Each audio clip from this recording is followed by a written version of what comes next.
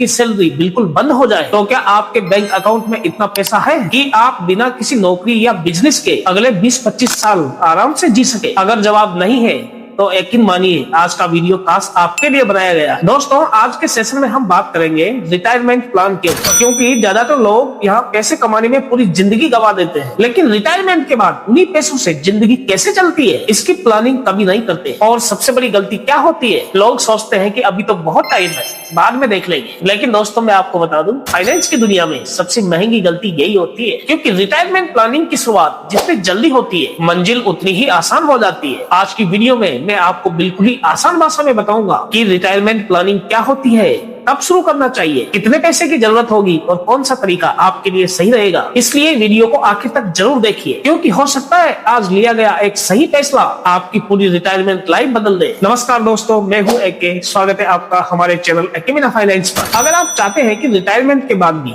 आपकी जिंदगी आर्थिक रूप से सुरक्षित रहे और आपको किसी के सामने हाथ न फैलाना पड़े, तो इस वीडियो को फुल वॉच करना, बीच में स्किप मत करना, वरना आपको कुछ समझ नहीं आएगा। आगे बढ़ने से पहले मैं आपसे एक गुजारिश करना चाहता हूँ, अगर आप हमारे चैनल पर नए आए हैं तो प्लीज चैनल को सब्सक्राइब जरूर कर लीजिए, क्योंकि यहाँ हम फाइनेंस और निवेश से जुड़ी हर बात आसान भाषा में समझाते हैं। तो चलिए बिना समय बर्बाद किए शुरू करते हैं। दोस्तों, इस सेशन को मैं आपको अलग अलग पार्ट के माध्यम से समझाऊंगा ताकि आपको समझने में बहुत आसानी हो। पार्ट फर्स्ट, दोस्तों सबसे पहले ये समझते हैं कि रिटायरमेंट प्लानिंग आखिर होती क्या है। यहाँ पे बहुत से लोगों को लगता है कि रिटायरमेंट प्लानिंग का अर्थ होता है कि बुढ़ापे के लिए पैसे जमा करना, लेकिन सच इससे कहीं बड़ा है। रिटायरमेंट प्लानिंग का असली मतलब है आज से ऐसी तैयारी करना कि जब आप काम करना छोड़ दें तब भी आपकी जिंदगी सम्मान के साथ चलती रहे, यानी हर महीने खर्च के लिए पैसा आता रहे, दवाइयों की चिंता ना हो, बिजली घर के खर्च आराम से पूरे हो, और सबसे जरूरी बात, आपको कभी अपने बच्चों या फिर किसी दूसरे व्यक्ति के सामने हाथ न फैलाना। यही असली रिटायरमेंट की प्लानिंग है। अब सवाल ये आता है कि आखिर रिटायरमेंट के लिए कितने पैसों की जरूरत होती है। यही से शुरू होता है इस वीडियो का सबसे इम्पोर्टेंट हिस्सा, क्योंकि ज्यादातर लोग इसी जगह सबसे बड़ी गलती कर बैठते हैं। दोस्तों, सबसे पहले यहाँ एक बात समझ लीजिए, रिटायरमेंट के लिए कोई फिक्स रकम नहीं होती है। किसी के लिए 1 करोड़ रुपए भी कम पड़ सकते हैं और किसी के लिए 50 लाख भी काफी हो सकते हैं। ये पूरी तरह इस बात पर निर्भर करेगा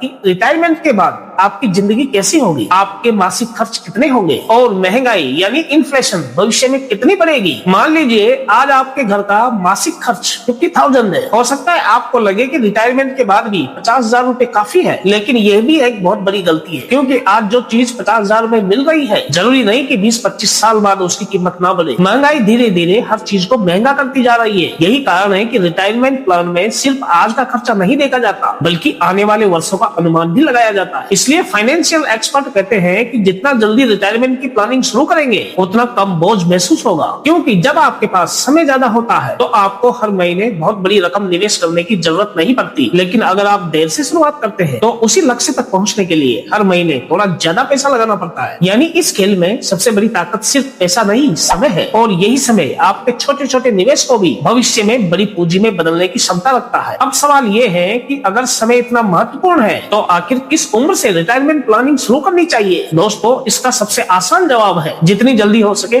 उतनी जल्दी, क्योंकि रिटायरमेंट प्लान में सबसे बड़ा जादू आपके पैसे का नहीं, टाइम का होता है। अगर कोई व्यक्ति 25 साल की उम्र में शुरुआत करता है तो उसके पास अपने पैसे को बनाने के लिए 30-35 साल का समय होता है। अगर वही व्यक्ति 35 साल की उम्र में शुरुआत करता है तो उसके पास लगभग 20 से 25 साल बचते हैं, और अगर कोई 45 साल की उम्र में शुरुआत करता है तो उसके पास समय और भी कम रह जाता है। यानी उम्र जितनी बढ़ती जाती है उतना ही ज्यादा निवेश करना पड़ता है ताकि आप अपने रिटायरमेंट के लक्ष्य तक पहुंच सके। लेकिन यहाँ एक बात साफ कर देना चाहता हूँ, अगर आपकी उम्र 30, 40 या फिर 45 साल हो चुकी है तो ये मत सोचिए कि बहुत देर हो गई है। नहीं, देर तब होती है जब हम शुरुआत ही नहीं करते। आज से शुरू किया गया सही फैसला कल की चिंता को काफी हद तक कम कर सकता है। इसलिए अपनी उम्र को देखकर घबराइए मत, बल्कि अपनी नई योजना बनाइए। अब एक और सबसे इम्पोर्टेंट सवाल आता है, आखिर रिटायरमेंट के लिए पैसा निवेश कहाँ करना चाहिए। क्या सिर्फ बैंक में पैसे रखना काफी है, या सिर्फ एफडी से काम चल जाएगा, या फिर एसआईपी, ईपीएफ, एनपीएस, ईपीएफ और म्यूचुअल फंड जैसे विकल्प ज्यादा बेहतर हो सकते हैं। तो दोस्तों, मैं आपको बता दूं, इसका कोई एक जवाब नहीं है, क्योंकि हर व्यक्ति की उम्र,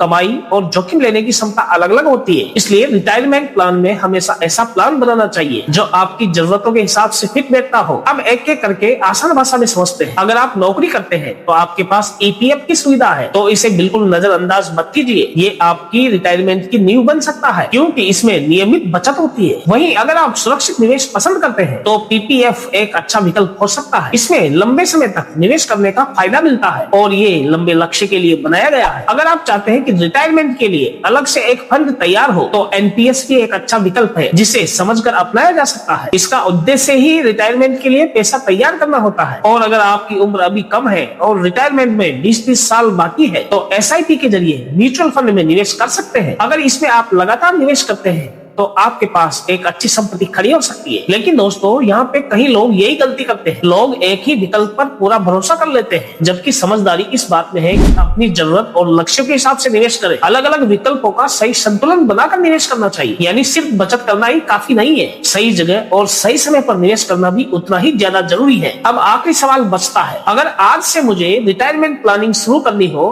तो मेरा पहला कदम क्या होना चाहिए? इसके लिए आपको सिर्फ 5 आसान स्टेप्स याद रखने हैं। पहला स्टेप, अपना रिटायरमेंट लक्ष्य तय कीजिए। पहले ये सोचिए कि आपको किस उम्र में रिटायरमेंट होना है। सोचिए कि आप किस उम्र में रिटायर होना चाहते हैं और उस समय आपको लगभग हर महीने कितने पैसों की जरूरत पड़ सकती है। जब लक्ष्य साफ होगा तभी सही योजना बन पाएगी। दूसरा स्टेप, जितनी जल्दी हो सके निवेश शुरू कर दीजिए। छोटी रकम से शुरुआत करने में बिल्कुल भी शर्म मत कीजिए, क्योंकि शुरुआत हमेशा रकम नहीं आदत बनाती है। तीसरा स्टेप, नियमित निवेश की आदत डालिए। 1-2 महीने निवेश करके मत रुक जाइए। दोस्तों, रिटायरमेंट प्लान कोई 100 मीटर की दौड़ नहीं है, बल्कि ये एक लंबी यात्रा है जहां धैर्य अपना सबसे बड़ा साथी होता है। अगर आपकी सैलरी बढ़ती है तो कोशिश कीजिए कि हर महीने थोड़ा थोड़ा निवेश भी बढ़े। इससे अपने लक्ष्य तक पहुंचना आसान हो सकता है। और 5वां स्टेप, बिना समझे किसी भी निवेश में पैसा मत लगाइए। दोस्तों, हर चमकने वाली चीज सोना नहीं होती, इसलिए किसी की सलाह, सोशल मीडिया की पोस्ट या किसी के कहने पर निवेश करने से पहले खुद समझिए, सीखिए और फिर फैसला कीजिए। याद रखिए, रिटायरमेंट प्लानिंग की सबसे अच्छी उम्र 20 साल पहले थी और दूसरी सबसे अच्छी उम्र आज है। इसलिए ये मत सोचिए कि अभी बहुत समय है। समय बहुत तेजी से निकल जाता है। आज जो फैसला आप लेंगे वही तय करेगा कि रिटायरमेंट के बाद आने वाली जिंदगी कैसी होगी। दोस्तों, मेरी मानिए, रिटायरमेंट प्लानिंग के लिए ज्यादा सोचना नहीं होता है। धीरे धीरे थोड़ा थोड़ा निवेश करना शुरू कीजिए ताकि आपको आने वाले समय में किसी दूसरे के ऊपर निर्भर न रहना पड़े। अगर आपको आज की ये वीडियो पसंद आई हो और इससे कुछ नया सीखने को मिला हो तो इसे अपने दोस्तों और परिवार के साथ शेयर जरूर कीजिए। हो सकता है आपके एक शेयर से किसी की रिटायरमेंट लाइफ अच्छी हो जाए। वीडियो पसंद आई तो वीडियो को एक लाइक जरूर से कर दें और चैनल को अभी तक आपने सब्सक्राइब नहीं किया है तो चैनल को सब्सक्राइब करके बेल आइकन ऑल पे प्रेस जरूर कर लें ताकि फाइनेंशियल और निवेश से जुड़ी ऐसे ही भरोसेमंद जानकारी सबसे पहले आप तक पहुंच सके। मैं मिलता हूं आपसे अगली वीडियो। तब तक सीखते रहिए, समझदारी से निवेश करते रहिए और अपने भविष्य को आज से ही मजबूत बनाइए। Thanks for watching this video.